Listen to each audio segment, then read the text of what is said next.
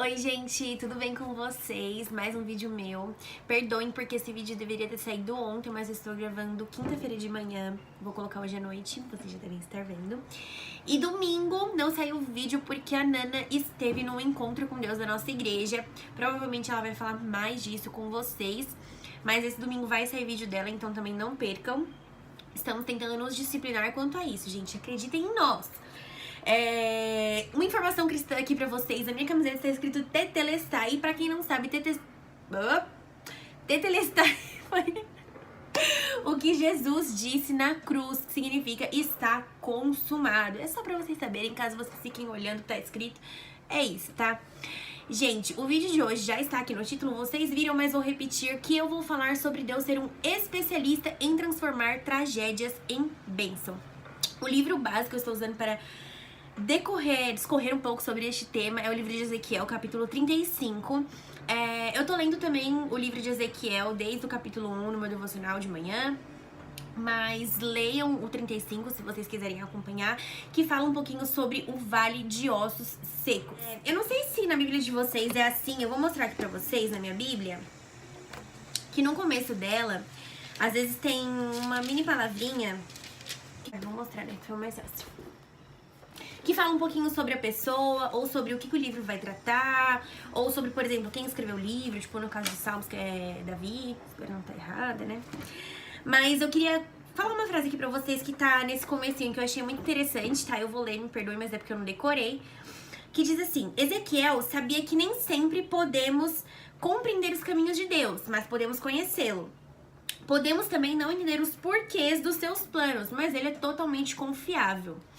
E por que eu trouxe, né, essa frase aqui no começo? Porque por mais que a situação ela esteja desmoronando aparentemente, se você confiar os seus caminhos na mão de Deus, pode ter certeza, pode confiar que Deus, ele é especialista em transformar qualquer tragédia da sua vida em uma bênção gigantesca. Gente, pra quem não conhece, né, a história do Vale de Ossos Secos, como que é mais ou menos essa história? Ezequiel, ele era um profeta e Deus pede pra que ele profetize diante de ossos secos. Então ele se depara diante de um vale que tá cheio de ossinhos, caveira mesmo, tipo, caveira de ser humano. E Deus pede pra que ele profetize vida. E quando Ezequiel, ele começa a profetizar, desses ossos começam a nascer carne, tendões, um ser humano começa a se formar diante daqueles ossos. E ele se levanta uma nova pessoa, e Deus sopra o espírito dele e dá vida para aquela pessoa.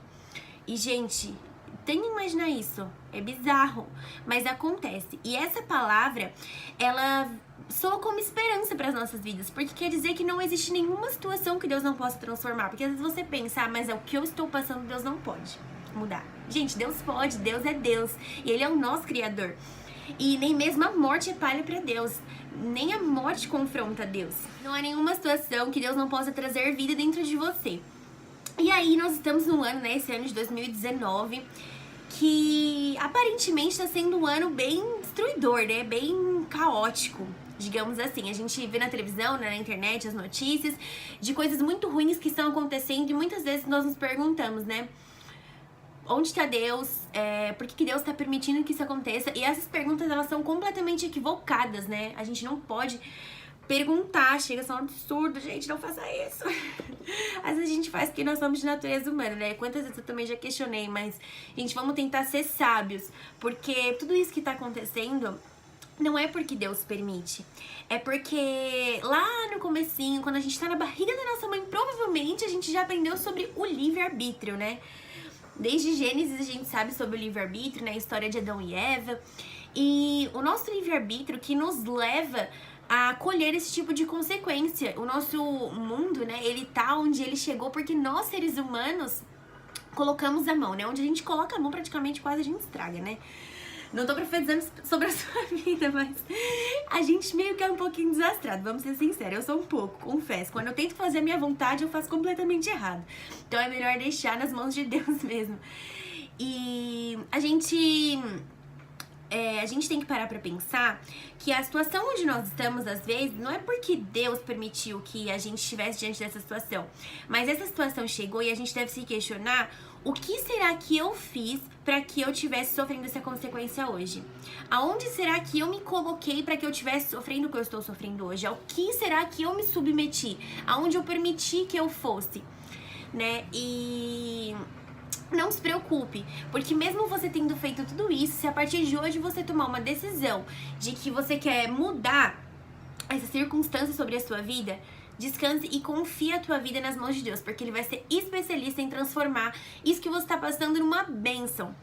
E um outro ponto também é que às vezes a gente pode se questionar sobre a gente sofrer uma consequência de algo que nós não cometemos. Por exemplo, com toda certeza você é filho de alguém e você tem pais. E no meu caso, por exemplo, eu sou filha de pais separados. E quantas vezes nós, filhos de pais separados, se você tem pais separados, você vai se identificar com essa, não nos questionamos, né? Mas não fui eu que decidi nascer, ou não fui eu que escolhi que eles se separassem, né? Por que será que eu tô sofrendo todas essas consequências? E, gente, primeiro que você tem que saber também que a sua vida, ela não é somente aquilo que você enxerga com os teus olhos carnais. A sua vida é aquilo que Deus escreveu sobre você e tudo vai depender de como você olha para as circunstâncias da sua vida. Então, por exemplo, diante dessa situação de pais separados, o que você vai escolher? Você vai escolher ser um filho rebelde? Você vai escolher ser um filho não compreensível, impaciente, um filho que fica trancado dentro do quarto? Ou é melhor você escolher ser um filho que honra os seus pais, que você tenha desejo de ver e visitar tanto o seu pai quanto a sua mãe, depende com quem você mora. Tudo vai depender de como você vai olhar para aquela situação. Então você não precisa tomar decisões negativas quanto àquilo. Tome decisões positivas e confie em Deus, porque Ele tem planos maiores para sua vida. Então, dessa situação, você vai conseguir enxergar a vida se você estiver ao lado de Jesus, apegada a Jesus. E é muito bizarro, eu tenho um exemplo que eu vou trazer pra você de um livro que é sobre o Evangelho Puro e Simples, que é de C.S. Lewis, se eu não me engano. É uma bibliografia que a gente tem pra poder ler, né, de uma matéria da nossa faculdade esse semestre.